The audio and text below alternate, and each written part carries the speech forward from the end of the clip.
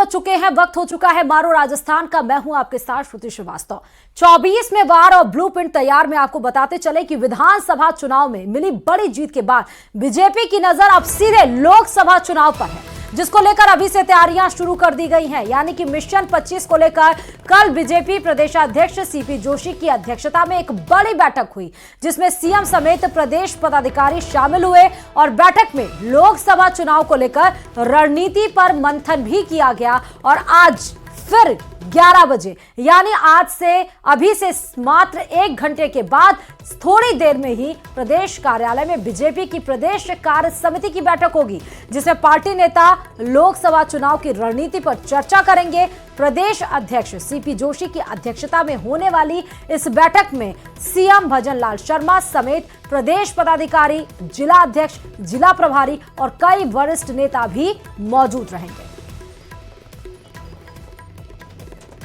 और इस खबर पर हमारे संवाददाता बाबूलाल जुड़े हुए हैं। बाबूलाल, आज जो कार्य समिति, प्रदेश कार्य समिति की बैठक हो रही है, बहुत अहम लोकसभा की दृष्टि से। जी बिल्कुल, और थोड़ी देर बाद में बीजेपी कार्यालय में बैठक शुरू होगी। दोपहर बाद में मुख्यमंत्री भजनलाल शर्मा भी इस बैठक में से जुड़ेंगे। तो बीजेपी ने तय किया है कि लोकसभा के चुनाव में इस बार फिर से उसे सारी की सारी सीटें जीतनी है। उसके लिए कार्य योजना पर काम कल से उन्होंने शुरू कर दिया है।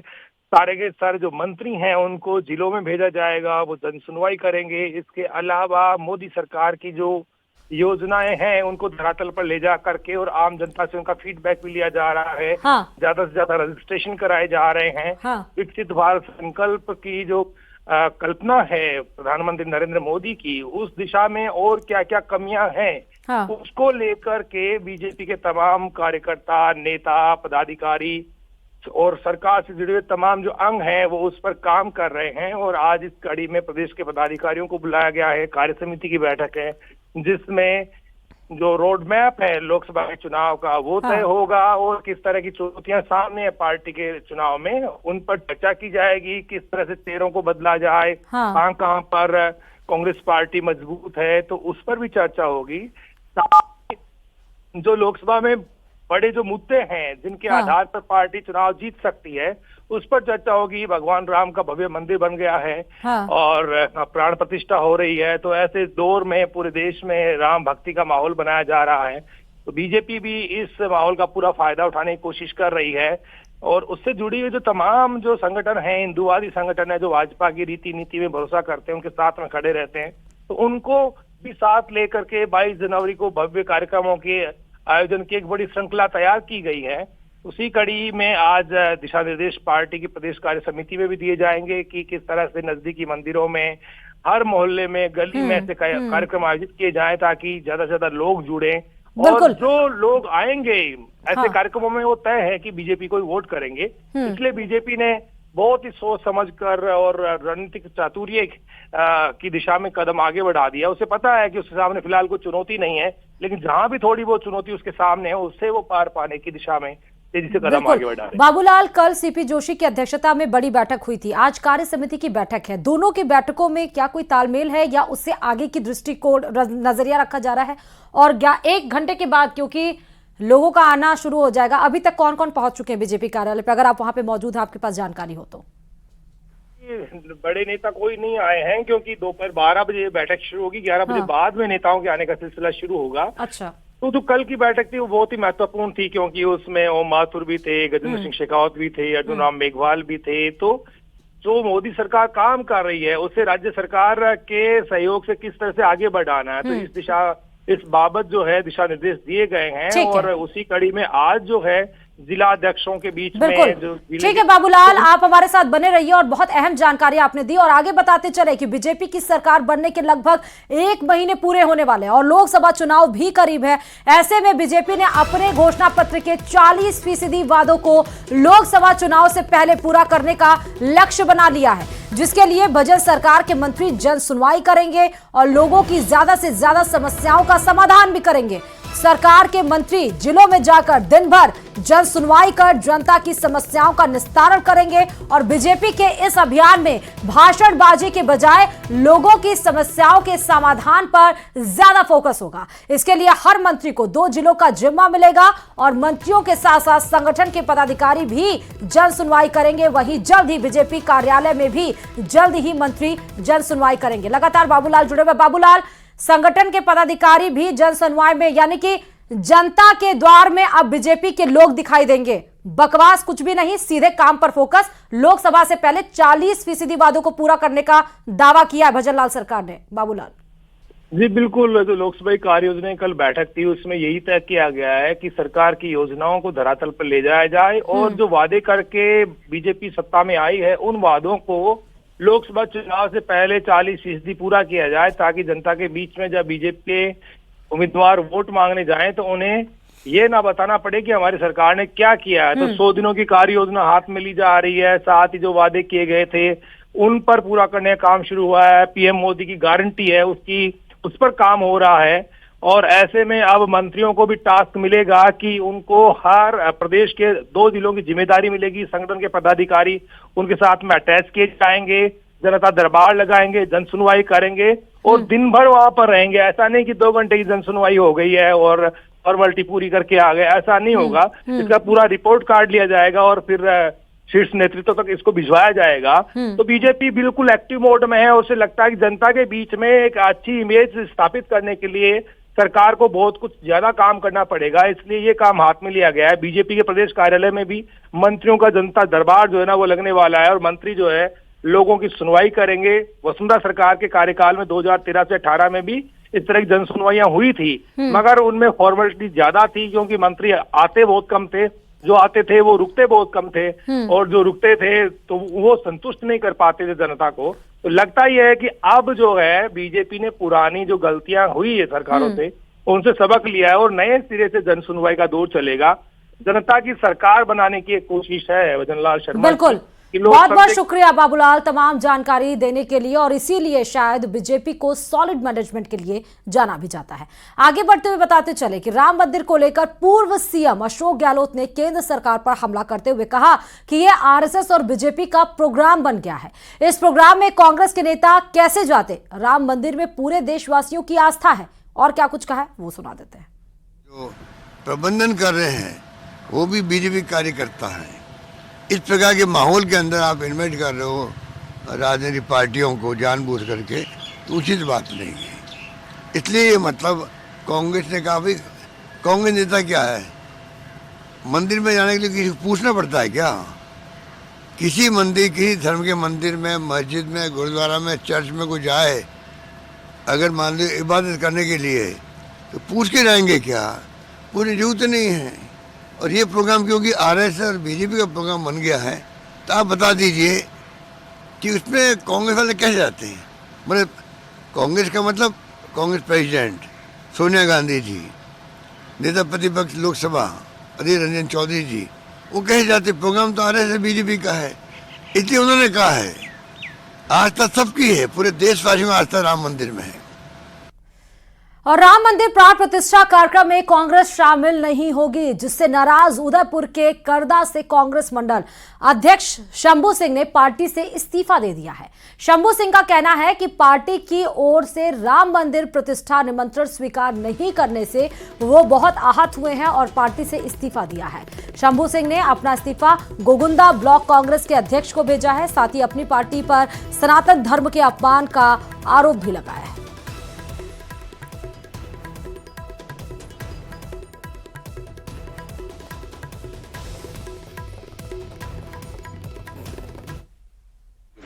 मंडल अध्यक्ष के पद से इस्तीफा दे रहा हूँ।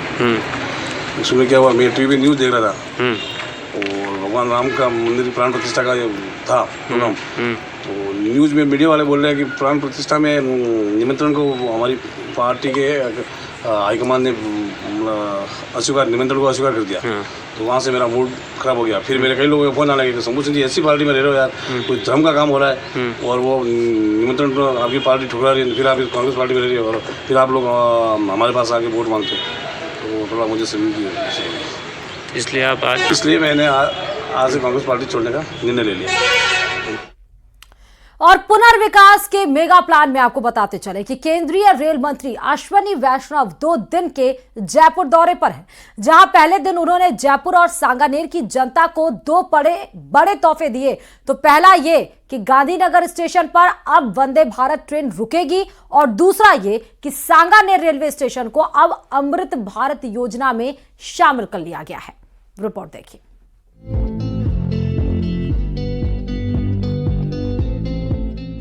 केंद्रीय मंत्री अश्विनी वैष्णव ने अपने जयपुर दौरे की शुरुआत गोविंद देव मंदिर में पूजा अर्चना के साथ की। इसके बाद वो जयपुर रेलवे स्टेशन के पुनर्विकास कामों का निरीक्षण करने गए और फिर सांगानेर रेलवे स्टेशन का जायजा भी लिया। लेकिन उनके इस दौरे में प्रदेश की जनता को 2 बड़े तोहफे भी मिले हैं। पहला, लंबे इंतजार के बाद अब यात्रियों की मांग पर वंदे भारत ट्रेन को गांधीनगर स्टेशन पर रोका जाएगा। जयपुर में रेलवे स्टेशन पर बनेगा बड़ा रूफ प्लाजा पर पैसेंजर्स को मिलेंगी तमाम सुविधाएं। रूफ प्लाजा को हेरिटेज बिल्डिंग का लुक दिया जाएगा। शहर के दोनों हिस्से रेलवे स्टेशन से जुड़ेंगे। माननीय प्रधानमंत्री श्री नरेंद्र मोदी जी के विजन में रेलवे और रेलवे स्टेशनों को एक तरीके से पूरी तरह से कायाकल्प किया जा रहा है। पूरी तरह से एक वर्ल्ड क्लास बनाने का अभियान चल रहा है। अगर आप देखेंगे इस स्टेशन में, अभी आपने देखा करीब एक बहुत बड़ा अंडरग्राउंड बेसमेंट पार्किंग की फैसिलिटी है। फिर इतना विशाल एरिया निकला जिसमें आराम से पैसेंजर्स आने जाने में कोई दिक्कत ना हो। शुक्रवार सुबह जयपुर पहुंचे केंद्रीय रेल मंत्री अश्विनी वैष्णव का जोरदार स्वागत हुआ। जयपुर जंक्शन के प्लेटफॉर्म नंबर 1 पर उन्होंने जंक्शन के मॉडल को देखा। इस मौके पर उनके साथ जयपुर सांसद रामचरण बोहरा और सिविल लाइंस विधायक भोपाल शर्मा भी साथ थे। जयपुर रेलवे स्टेशन के पुनर्विकास कामों के निरीक्षण के बाद अश्विनी वैष्णव सांगानेर स्टेशन पर पहुंचे, जहां उन्होंने इस रेलवे स्टेशन को अमृत भारत योजना में शामिल करने का ऐलान किया। इसके साथ ही अब राजस्थान में कुल 84 ऐसे स्टेशन हो गए हैं जिन्हें अमृत भारत योजना में शामिल किया गया है। तो बहुत खुशी की बात है कि सांगानेर स्टेशन को भी अमृत भारत स्टेशन स्कीम में शामिल करके वर्ल्ड क्लास बनाया जाए। बजट कितना होगा, डिजाइन कैसे होगा, मैं पर्सनली देखूंगा। जैसा प्रधानमंत्री श्री नरेंद्र मोदी जी ने हमेशा मार्गदर्शन दिया है कि काम ऐसा करो 40-50 वर्षों तक वो जनता की सेवा में काम आ सके, वैसा काम करो। सीएम भजनलाल शर्मा के विधानसभा क्षेत्र का चहुमुखी विकास होने वाला है, जिसकी शुरुआत सांगानेर रेलवे स्टेशन के कायाकल्प से होगी। रेल मंत्री अश्विनी वैष्णव ऐलान कर चुके हैं, जिसकी जिम्मेदारी भी उन्होंने खुद ली है। सांगानेर रेलवे स्टेशन को अब देश और दुनिया के कारोबार को जोड़ने की कोशिश की जाएगी। इसके साथ ही सांगानेर रेलवे स्टेशन के पास स्थानीय उद्योग और उत्पादों को एक ही छत के नीचे उपलब्ध कराने की कोशिश भी होगी। और जयपुर की इस ऐतिहासिक नगरी का जो ओवरऑल रेलवे डेवलपमेंट की कल चर्चा माननीय मुख्यमंत्री श्री भजनलाल जी के साथ कल रात में बहुत डिटेल में चर्चा हुई थी। उसमें सांगानेर के बारे में भी, सांगानेर स्टेशन के बारे में बड़ी डिटेल चर्चा हुई थी। तो आज इसीलिए मैं स्वयं सांगानेर स्टेशन को देखने आया। 3-4 बड़े निर्णय हुए। एक निर्णय हुआ है सांगानेर स्टेशन को वर्ल्ड क्लास बनाने के लिए अमृत भारत स्टेशन में जोड़ा गया। सीएम भजनलाल शर्मा से गहन चर्चा के बाद केंद्रीय रेल मंत्री ने सांगानेर रेलवे स्टेशन का दौरा किया और दौरे के पहले दिन बड़ा तोहफा दिया, जिसमें सांगानेर स्टेशन अमृत भारत योजना में शामिल किया गया, जिसके तहत अब सांगानेर रेलवे स्टेशन पर बनेंगे नए प्लेटफॉर्म। स्टेशन के दोनों तरफ किया जाएगा विकास कार्य। स्टेशन पर सांस्कृतिक झलक के लिए होगी सजावट। उद्योगों के लिए स्टेशन पर होंगी व्यवस्थाएं। सांगानेर रेलवे स्टेशन पर बनेगा फ्लाईओवर। राजस्थान में डबल इंजन की सरकार तेजी से विकास करेगी, जिसके लिए 9,532 करोड़ रुपए का बजट केंद्र ने जारी किया है। चीफ सेक्रेटरी और रेलवे अधिकारी हर महीने रेलवे के विकास कामों का रिव्यू भी करेंगे। ऐसे में उम्मीद की जा सकती है कि आने वाले दिनों में प्रदेश में रेलवे की पूरी तस्वीर बदलने वाली है। जयपुर से न्यूज़ 18 राजस्थान के लिए राकेश शर्मा की रिपोर्ट।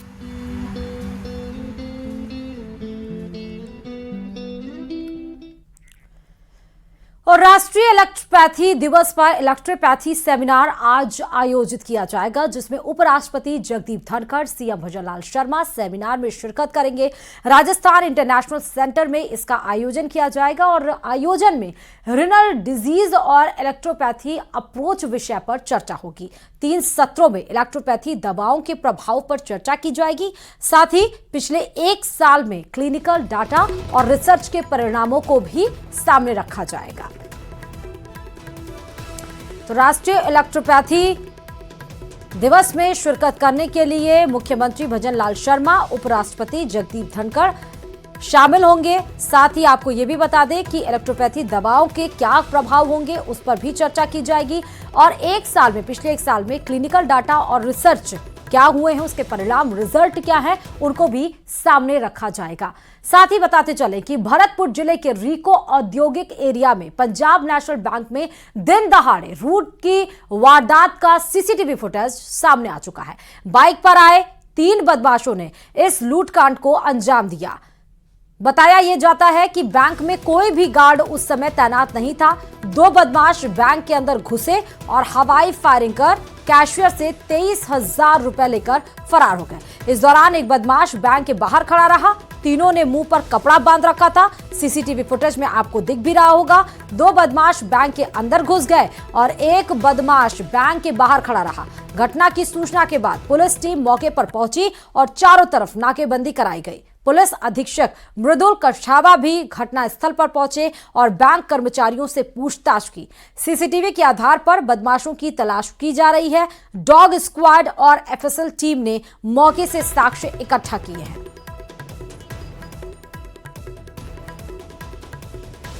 तो 8 मिनट में इस लूट की वारदात को भरतपुर में अंजाम दिया गया। सीसीटीवी फुटेज आने के बाद से पुलिस को और ज्यादा पुख्ता सबूत हाथ लग गया है। और जोधपुर से बड़ी खबर आपको बताते चले कि मरीज की मौत पर जोरदार हंगामा हो रहा है। अस्पताल में लाइट जाने से बंद हुआ वेंटिलेटर और जिस वजह से मरीज की मौत हो गई, क्योंकि ऑक्सीजन उस तक नहीं पहुंच पाया। मरीज की मौत के बाद परिजनों का जोरदार हंगामा। हॉस्पिटल के अंदर ही अस्पताल पर परिवारजनों की तरफ से लापरवाही का आरोप लगाया गया। अस्पताल प्रशासन ने कमेटी बना दी है जांच के लिए। मामले की जांच अब 3 सदस्यीय टीम करेगी। दरअसल ये भी बताते चले कि जोधपुर के मथुरा दास माथुर अस्पताल की ये बात है, जहां पर बिजली जाने से बंद हुए वेंटिलेटर के कारण एक व्यक्ति की मौत का मामला सामने आया है। परिजनों ने अस्पताल प्रशासन पर लापरवाही का आरोप लगाया। घटना गुरुवार की बताई गई है, यानी कि 1 दिन पहले की, जिसके बाद अब अधीक्षक ने इस पूरे मामले में जांच कमेटी का गठन कर दिया है। अब ये 3 सदस्यीय जो कमेटी बनाई गई है वो पूरी जांच प्रक्रिया को देखेगी, रिपोर्ट सबमिट करेगी, फिर पुलिस आगे की कार्रवाई को अंजाम देगी। यही वो शख्स है जिसका इलाज चल रहा था मथुरा दास हॉस्पिटल में जोधपुर के, और अचानक से हॉस्पिटल में लाइट चली गई। वेंटिलेटर पर यह शख्स था, ऑक्सीजन नहीं पहुंच पाया। इस खबर पर रंजन दास हमारे संवाददाता रंजन दवे जुड़े हुए हैं। रंजन, इतनी बड़ी लापरवाही, इतना बड़ा हॉस्पिटल, लाइट की व्यवस्था नहीं, कोई जनरेटर, कोई बैकअप नहीं, लाइट जाने से एक शख्स की मौत, उसके बाद जोरदार हंगामा। रंजन, देखिए, गुरुवार को ये जब घटना संज्ञान में आई थी, उसके बाद में अधीक्षक महोदय से जब बात हुई थी तो उन्होंने निश्चित तौर पर इस बात के लिए आश्वस्त किया था कि दोषियों को बख्शा नहीं जाएगा, सबसे पहली बात। लेकिन सबसे महत्वपूर्ण बात यह है कि जिस तरीके से घटनाक्रम सामने आया है और बिजली गुल हुई है, हालांकि निश्चित तौर पर अस्पताल में बैकअप की व्यवस्था थी, अस्पताल में जनरेटर की व्यवस्था थी, लेकिन जनरेटर को शुरू होने में जो समय लगा है, उस दौरान का जो वाकया है, तकरीबन आधे घंटे से 40 मिनट का जो समय है, वो कहीं ना कहीं एक ऐसा समय था जिसमें किसी तरह का बैकअप नहीं मिला। उसके अलावा जो एक बड़ी लापरवाही जो देखी जा सकती है, अस्पताल में महज एक नर्सिंग स्टाफ मौजूद था, वो भी संविदा कर्मी के रूप में वहां तैनात थी, और एक जिस तरीके का आरोप परिजनों के द्वारा लगाया गया है कि वहां एक नर्सिंग कर्मी और भी था, लेकिन वह सो रहा था और उसको उठाने का प्रयास भी किया गया, लेकिन वो नहीं जगा, ये भी एक महत्वपूर्ण विषय है। उसके साथ ही साथ जो वेंटिलेटर के काम नहीं करने की सूरत में जो ऑक्सीजन सिलेंडर्स के जरिए अगर प्राण बचाने की जो बात कही जा रही है, वो उसमें भी वहां ऑक्सीजन के जो सिलेंडर्स थे वो खाली होने की बात परिजनों के द्वारा कही गई है। तो निश्चित तौर पर ये 2-3 ऐसे बड़े सवाल हैं, और रात्रिकालीन जो डॉक्टर्स वहां होने चाहिए थे वे भी वहां नदारत का आरोप परिजनों के द्वारा लगाया गया, मृतक के परिजनों द्वारा ये बात कही गई है। इसको लेकर के निश्चित तौर पर सवाल खड़े हो रहे हैं। हालांकि 3 सदस्यीय जांच कमेटी गठन करने की बात कही गई है, जिसमें कि अस्पताल के चिकित्सकों के साथ साथ नर्सिंग जो कर्मी हैं उनके भी एक नुमाइंदे को उस कमेटी में लिया गया। निश्चित तौर पर प्रयास ये किया जाएगा कि दोषियों को बख्शा नहीं जाने की बात जो अस्पताल अधीक्षक हैं डॉक्टर विकास राजपूत उनके द्वारा कही गई है, लेकिन निश्चित तौर पर ये एक बड़ी लापरवाही जो है उससे इनकार नहीं किया जा सकता। बहुत बहुत शुक्रिया रंजन तमाम जानकारी देने के लिए। लेकिन एक लापरवाही से एक परिवार के एक शख्स जिसकी मौत हो गई उसको वापस नहीं लाया जा सकता है। इतनी बड़ी लापरवाही कि आधे 1 घंटे 45 मिनट तक कोई भी ऑक्सीजन नहीं पहुंच पाया। बैकअप अगर है तो इतनी देर इतना समय लगता ही नहीं है किसी हॉस्पिटल में बैकअप अगर रिस्टोर हो। फिलहाल जांच का विषय है। आगे बढ़ते हुए बताते चले कि राजस्थान में कोरोना वायरस के अब नए सब वेरिएंट SARS-CoV-2 JN1 की दस्तक के बाद श्री गंगानगर में पहला कोरोना संक्रमित मरीज सामने आया है। बीएसएफ जवान छुट्टी लेकर श्री गंगानगर लौटा था और बुखार, जुकाम, गले में खराश से पीड़ित था। इलाज करवाने पर ILI जैसे लक्षण होने के कारण कोरोना की जांच कराई गई और जांच में जवान कोरोना संक्रमित पाया गया। कोरोना संक्रमित जवान को घर पर ही आइसोलेशन में रखकर इलाज किया जा रहा है। वहीं बढ़ती ठंड के बीच ILI लक्षणों वाले मरीजों की संख्या में भी बढ़ोतरी देखी जा रही है।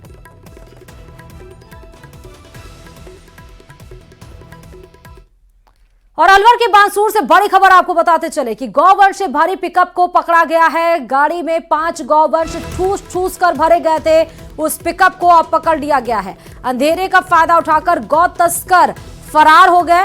पिकअप लेकिन पुलिस के हत्थे लग गई। पुलिस ने सभी गौवंशों को श्री गिरधर गौशाला पहुंचाया। पुलिस ने पिकअप जब्त कर मामला दर्ज कर लिया है। फरार गौ तस्करों की भी तलाश तेजी से पुलिस के द्वारा की जा रही है। अंधेरे का फायदा उठाकर गौ तस्कर फरार हो गए, लेकिन एक पिकअप जिसमें 5 गौओं को रखा गया था उसको पुलिस ने जब्त कर लिया है। और गौ अधीक्षक यानी कि गौशाला में गिरधर गौशाला नाम है, जिसमें अब उन सभी 5 गायों को पुलिस ने पहुंचा दिया है।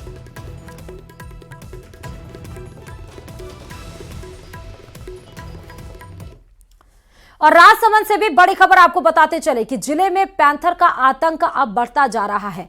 पैंथर ने एक युवक पर हमला किया। हमले में गंभीर रूप से वो युवक घायल हो गया। अस्पताल में घायल का इलाज जारी है।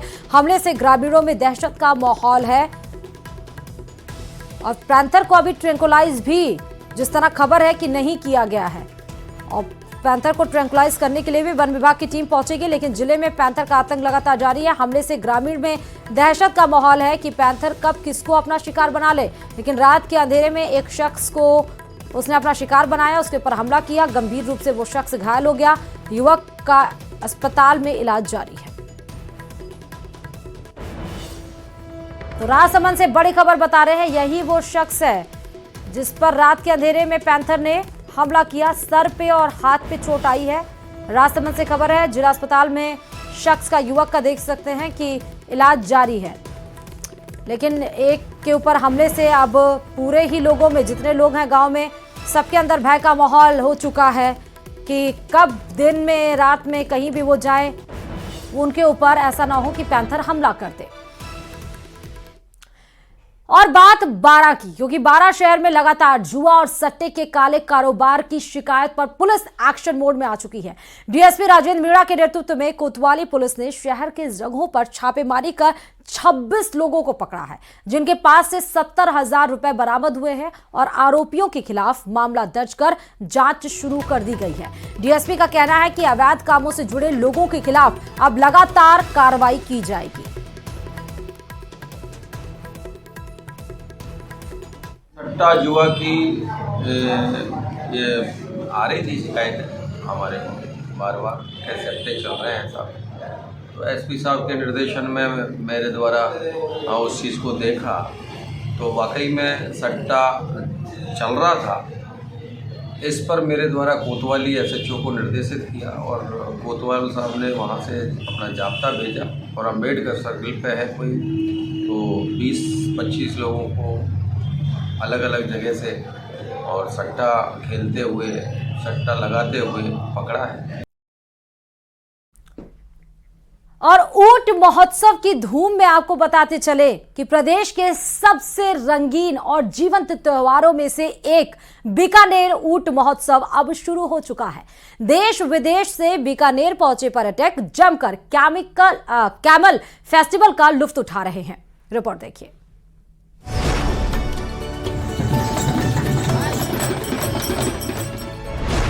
अंतर्राष्ट्रीय ऊंट उत्सव की रंगारंग शुरुआत।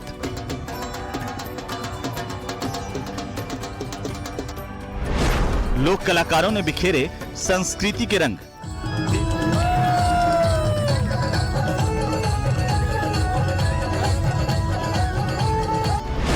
देसी धुनों पर थिरके विदेशी पाउंड।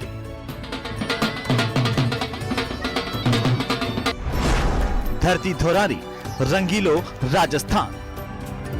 ऊंट रेगिस्तानी इलाकों की शाही सवारी। रेगिस्तान का वो जहाज है जिसके बगैर स्थानीय लोगों की आवाजाही की शायद कल्पना तक नहीं की जा सकती। इस रेगिस्तान के जहाज के लिए बीकानेर हर साल ऊंट महोत्सव की मेजबानी करता है। और ये हर वर्ष की तरह इस बार भी अंतर्राष्ट्रीय ऊंट उत्सव का आगाज हो गया।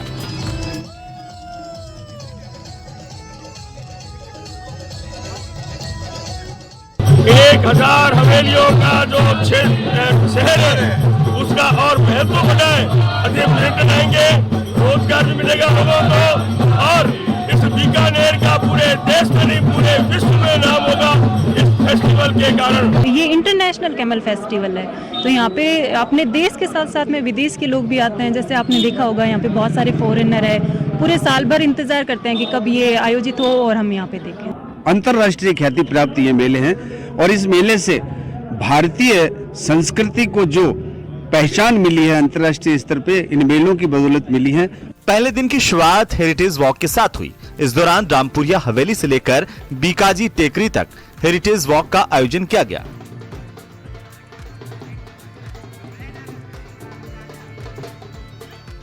जिसमें देसी विदेशी सैलानियों ने पुरानी हवेलियों को निहारा, उन्हें अपने कैमरे में कैद किया। अंतर्राष्ट्रीय बीकानेर में हो गई है। अलग अलग तरह के कलाकार आए हैं, लोग प्रस्तुतियां दे रहे हैं। कोई शिव बनकर आया है तो कोई अपने लोक नृत्यों को लेकर आया है। कुल मिलाकर 3 दिन तक होने वाले इस आयोजन में हर तरह के रंग आपको देखने को मिलेंगे और पूरे प्रदेशों के साथ साथ बीकानेर के रोगियों और ऊँटों के कर्तव्य के साथ साथ घोड़ों के कर्तव्य भी आपको इस मेले में देखने को मिलेंगे। For the Camel Festival, it's a very nice event and first time for me and a very good experience. Thank you very much. 3 दिन तक आयोजित होने वाले इस उत्सव में अलग अलग जगहों पर विभिन्न कार्यक्रमों का आयोजन किया जाता है।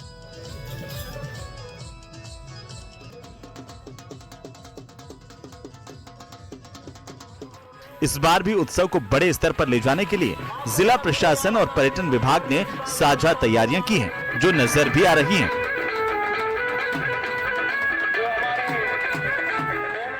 इस बार पर्यटन विभाग ने कैमल फेस्टिवल में कई नए कार्यक्रमों को जोड़ा है।